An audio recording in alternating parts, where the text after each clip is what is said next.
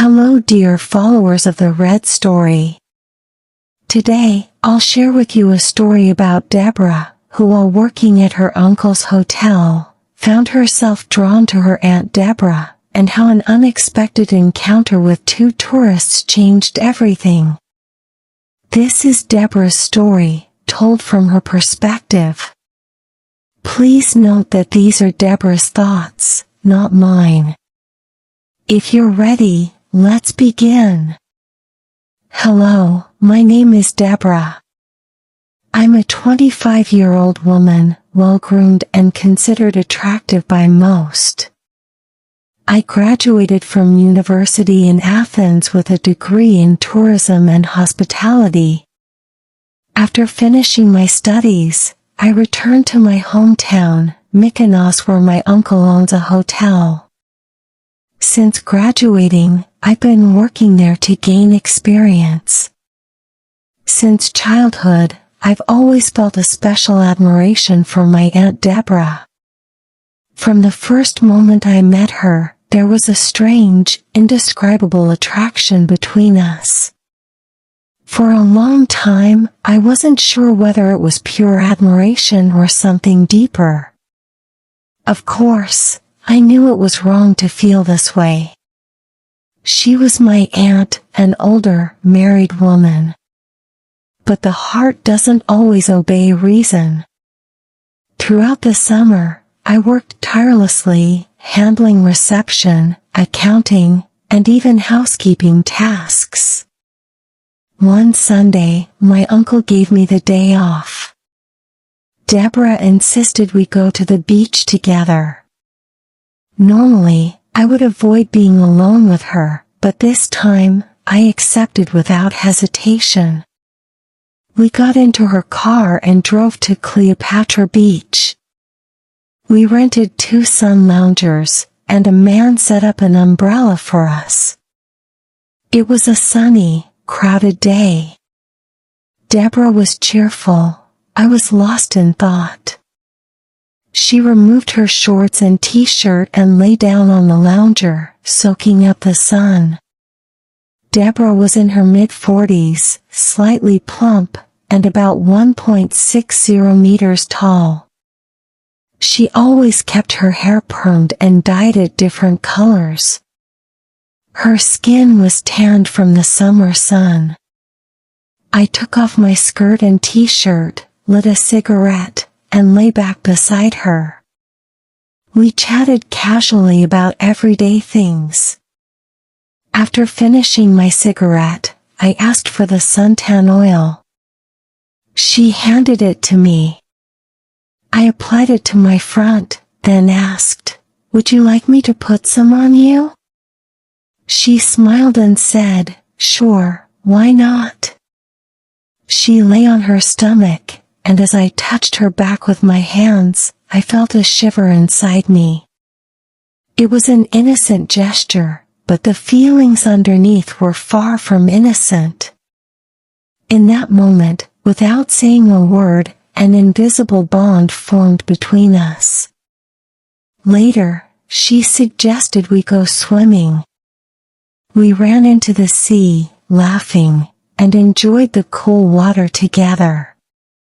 After a while, Debra said she wanted to get out.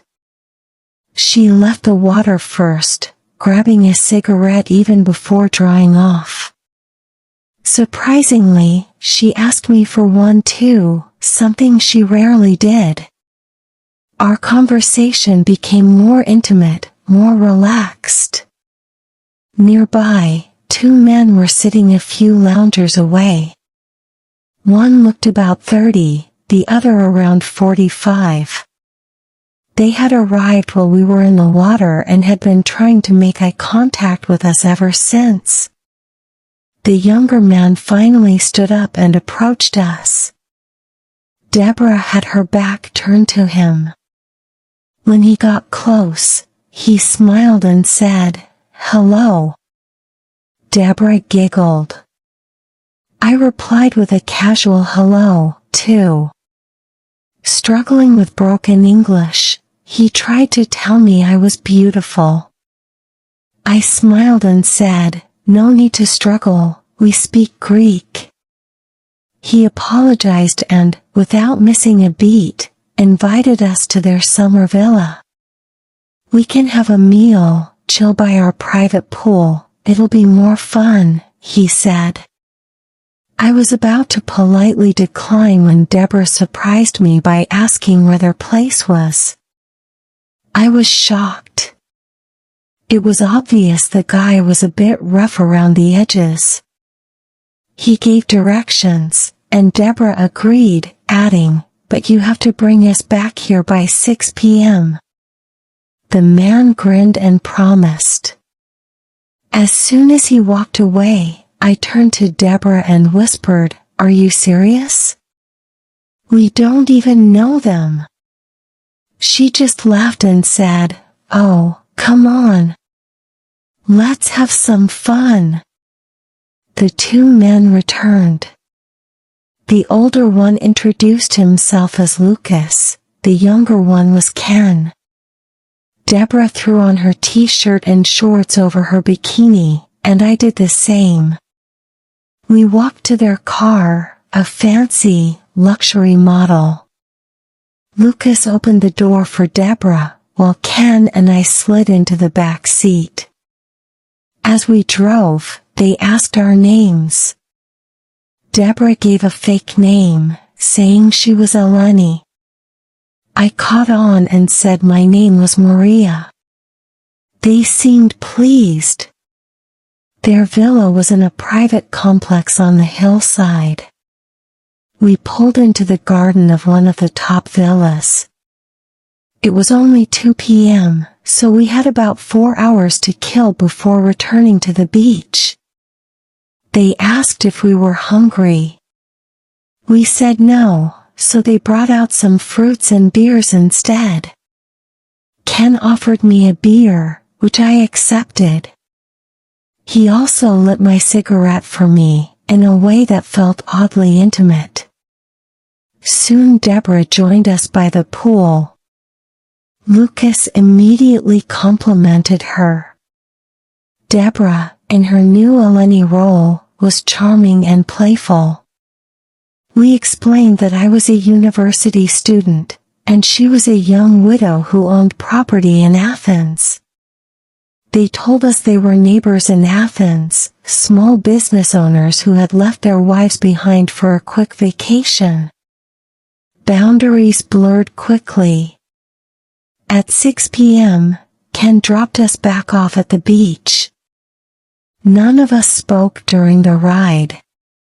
When we arrived, Debra and I got into her car and drove back to the hotel. She turned to me once and said, "Your uncle must never know about today. Understand?" I nodded silently. Oddly enough, none of us exchanged phone numbers. Maybe we all knew this was meant to stay a fleeting secret. Yes, dear friends, every confession tells a different story. Don't forget to subscribe and leave a comment for more stories. See you in the next video. Goodbye for now.